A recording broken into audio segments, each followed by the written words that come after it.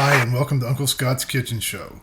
Recently I've been spending a lot of time thinking about my arsenal of frying pans. The more I think about them, one thing becomes absolutely clear. I'm going to need one more. So I ordered a Mauviel M'Steel. It's a French-made carbon steel frying pan.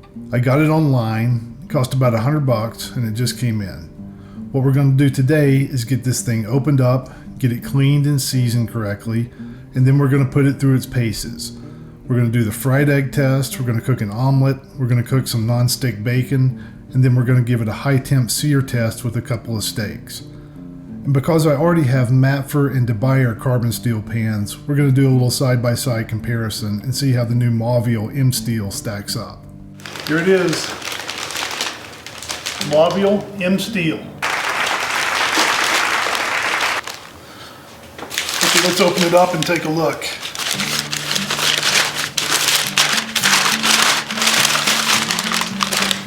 Ooh, that's a big one.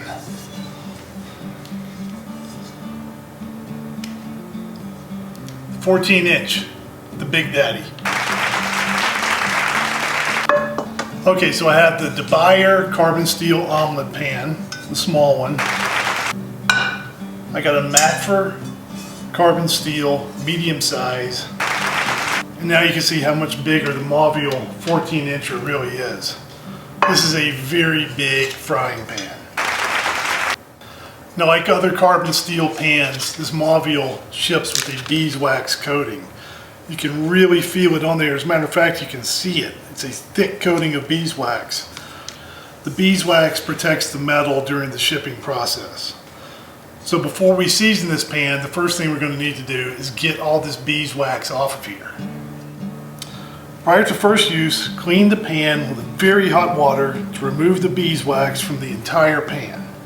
Simple enough. Instead of just hot tap water, I'm going to use my wife's tea kettle and use some near boiling water. That should get that beeswax right off. Now I can actually see the beeswax starting to melt with the boiling water. Ow, that is actually boiling water. Okay, the inside is pretty clean. Man, I have still got a lot of wax on the outside here. Now, I finally removed all the beeswax, but it ended up taking an entire roll of paper towels, 5 kettles of boiling water, and scalding most of my digits. Now, the directions say to season it, to put it on the eye, put some oil in. I'm going to use grapeseed.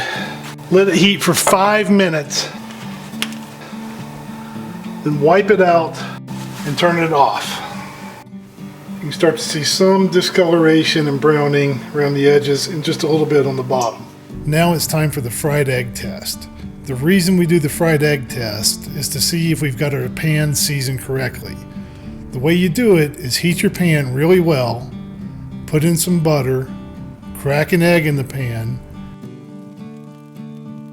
and if the egg slides around, then your pan is seasoned correctly. You've got a good initial seasoning on it, and you can just go ahead and start cooking. I think we did a pretty good job on this one. Now, that single fried egg seemed kind of lonely in this big old pan, so what I thought I might do next is do my best Julia Child impression and try a French omelet. Once again, we start with a hot pan, lots of butter, and pour in 2 beaten eggs that have just a teaspoon of water and a pinch of salt, and swirl them around. Now, I'm a pretty big fella, and I didn't have too much trouble with this heavy pan flipping the omelet with just one hand. But the pan is so big and heavy that my wife couldn't do it. She had to use 2 hands. It's excellent. Okay, now we're going to cook some bacon. One thing I like about having the larger pan is that the slices of bacon lay out pretty much flat. They're not curling up the sides of the pan. This should help with the curly ends as it cooks. Now remember, to cook bacon in a carbon steel skillet without it sticking, start with a cold pan. Lay out your bacon in a cold pan, then turn the burner on and turn it on low. Once the bacon renders out some fat and starts sizzling, you can go ahead and turn the heat up a little bit and cook like normal. And if you cook subsequent batches, you can go ahead and put the next round of bacon in the already hot pan. To clean up the bacon mess, simply deglaze with some hot water, rinse out your pan, and wipe it out with paper towels. Okay, my wife just walked through and said, you know, that thing is so big it's almost comical. Which coincidentally was the same thing she said on our wedding night. Of course, she was talking about my pot belly. Okay, now it's time for the high heat sear test. Turn on a burner, crank it up, let the pan heat up until a drop of water rolls around like a little ball bearing. In goes a little butter, and then 2 steaks. Another thing I like about the size of this pan is that I can get 2 full steaks in the pan at one time with no crowding. Now I started out on my big powerful burner and I got good browning on both sides. Then I moved the steaks to a smaller burner to finish them up. I took the steaks out and let them rest for a few minutes, and in the meantime I cleaned the pan. Once again, deglaze the pan with some hot water. Then you can rinse the pan under hot water. Make sure you don't use cold water, you could warp it. Rinse it under hot water and wipe it out with paper towels.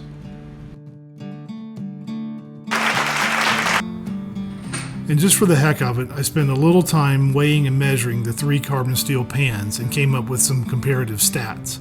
So what I find really interesting here is that between the medium and large pans, there's really only about a 2-inch or so difference in pan widths, but the larger pan has about a 70% greater cooking surface area than the medium. Okay, now here it is, the Mauviel M'Steel 14-inch carbon steel frying pan. I gotta say, I really like this thing.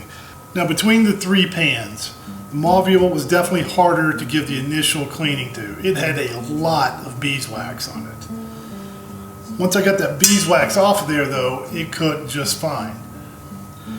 Now I know someone is going to ask, well, which is the better pan? Between DeBuyer, Matfer, and Mauviel. I would not pick a winner. These pans, they're very heavy, they're solid, they've got strong handles, good quality construction. I would not pick a winner between the 3. The one word of caution I would throw out there is that some of these pans, for example, this DeBuyer pan has a coated handle. Now that coated handle can't go in the oven for more than 10 minutes. So if you're going to use your pan in the oven, just make sure you get a regular steel handle and not a coated steel handle. Okay, now I want to take a moment to talk about seasoning. Now I've only had this pan out for a couple of hours. I seasoned it a couple of times according to the directions. I did the fried egg test, I did an omelet test, and then I cooked a couple of steaks. And you can see how much coloration and seasoning has occurred just in that slight amount of cooking, just in one day. So when you hear on the internet or see some of these other videos where people are seasoning these pans 6, 7, 8, 9, 10 times, you don't have to do that. Season it one time correctly and then just start cooking.